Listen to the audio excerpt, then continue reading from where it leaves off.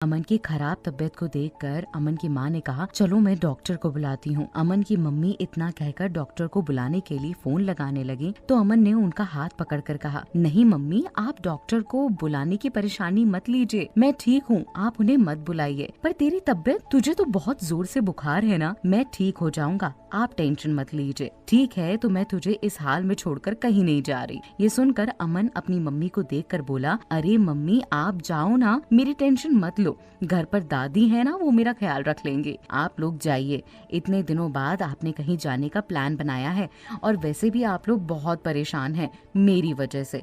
आप लोग जाइए, ठीक है। पर बेटा तुझे इस हाल में छोड़कर कैसे? अरे मम्मी, मैंने कहा ना, जाइए, चले जाइए, मेरी फिक्र मत कीजिए। अमन ने उन्हें समझाया तो वो वहाँ से नीचे उतर के चली गई और अमन की चाचा चाची और रीमा को देखकर बोली, अमन की तबीयत तो खराब है, वो नहीं आ पाएगा, हम सब चलते हैं। दीदी, इस हाल में हम उसको छोड़कर जाएं, ऐसा सही तो रहेगा ना? अमन की चाची और रीमा की माँ ने कहा। हाँ हाँ, मैंने कहा कि हम नहीं जाएंगे तो वो जिद करने लगा। अब हम नहीं जाएंगे तो उसे भी बुरा लगेगा। अब प्लान बनाया है तो हम चल लेते हैं ना, इतने दिनों बाद कहीं जाने का मन हुआ भी था। अमन की माँ ने कहा, ठीक है। इतना कहकर सब गाड़ी में बैठ गए और पिकनिक के लिए चले गए। इधर प्राची गाड़ी 120 की स्पीड में ड्राइव करके सीधा अमन के घर पर आकर रुकी। गाड़ी अमन के घर पर आकर इतने जोर से रुकी कि गाड़ी के रुकने की आवाज अमन के कमरे तक पहुंच गई। उसने बुखार में उठकर देखना ज्यादा सही नहीं समझा और वहीं करवट बदल कर लेट गया। उसे लगा कि हो सकता है मम्मी लोग लौट कर आ गई हों या कोई और आया होगा। इधर प्राची अमन के घर पर पहुंची तो गेट पर नॉक करते ही अपना फोन देखने लगी। फोन पर मैनेजर रीटा का फोन आ रहा था। उसने उस टाइम फोन रिसीव नहीं किया और दोबारा से गेट पर नॉक किया तो एक सर्वेंट ने आकर गेट खोला। सर्वेंट को देखकर प्राची ने घर के चारों ओर निगाहें डाली और फिर उस सर्वेंट से बोली, क्या हुआ, घर पर कोई नहीं है क्या? नहीं मैम, घर पर कोई नहीं है, सब लोग बाहर घूमने गए हैं। तो ठीक है, फिर मैं अब जाती हूँ। ये कहकर प्राची वहीं गेट से लौटने लगी तो इतने में अमन की दादी हॉल में आते हुए प्राची को आवाज लगाते हुए बोली, प्राची तुम? दादी को देखकर प्राची की आंखों में आंसू ही आ गए। वो बहुत टाइम बाद अमन की दादी से मिल रही थी और अमन के घर में भी वो बहुत टाइम बाद कदम रख रही थी।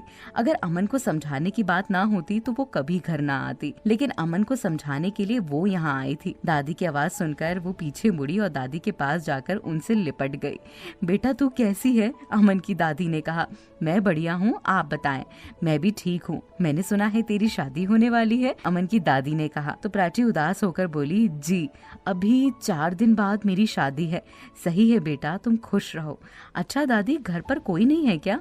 हाँ बेटा, सब लोग पिकनिक पर गए हैं, लेकिन अमन अभी अपने कमरे में है, उसकी तबीयत ठीक नहीं है, इसीलिए वो कमरे में आराम कर रहा है। प्राची ने ये बात सुनी तो दादी की ओर देखकर बोली, क्या मैं उनसे मिल सकती हूँ? हाँ बेटा, जाओ ना। प्राची अमन की दादी से आज्ञा लेकर झट से सीढ़ियां चढ़कर अमन के कमरे में पहुंची। वो अमन के कमरे के गेट के पास पहुंची तो उसका दिल जोर जोर से धड़कने लगा। वो लंबी लंबी सांसें लेते हुए सोचने लगी, जाऊं या नहीं जाऊं, क्या कहूंगी अमन को, कैसे समझाऊंगी उसे। नहीं नहीं, जाना तो होगा ना, यहाँ बात मेरी नहीं, अमन की कंपनी की है, उन सारे लोगों की है। ये सोचकर उसने झट से गेट खोला तो कमरे में पूरी तरह अंधेरा था। वो समझ गई थी कि अमन अंधेरे में रहना ज्यादा पसंद करता है और इसीलिए वो आज भी अंधेरे में बैठा है। थोड़ी दूर जाकर उसने कमरे के स्विच ऑन किया तो अमन की आंखों में चकाचौंध मच गई। उसने अपनी आंखों पर हाथ हटाकर चिल्लाकर कहा, अरे मम्मी, लाइट ऑन मत करो ना, आपको पता है मुझे लाइट से प्रॉब्लम है, प्लीज स्विच ऑफ कर दो। प्राची ने अमन की बात सुनी पर कोई जवाब नहीं दिया और उसके पास जाकर सामने पड़ी चेयर पर बैठकर धीरे से बोली, अमन। अमन के कानों में जैसे ही प्राची की आवाज पड़ी तो उसने अपने कानों पर जोर से हाथ रख लिया और अपनी आंखें बंद कर ली। उसे लग रहा था कि हो ना हो ये एक वहम है, वरना प्राची यहाँ कहाँ से आएगी। वो प्राची के बारे में कुछ ज्यादा ही सोच रहा था, इसीलिए उसे प्राची की आवाज सुनाई दे रही थी। उसने दोबारा से अपनी आंखें खोलकर देखा तो एकदम चौंक कर बोला, प्राची तुम यहाँ?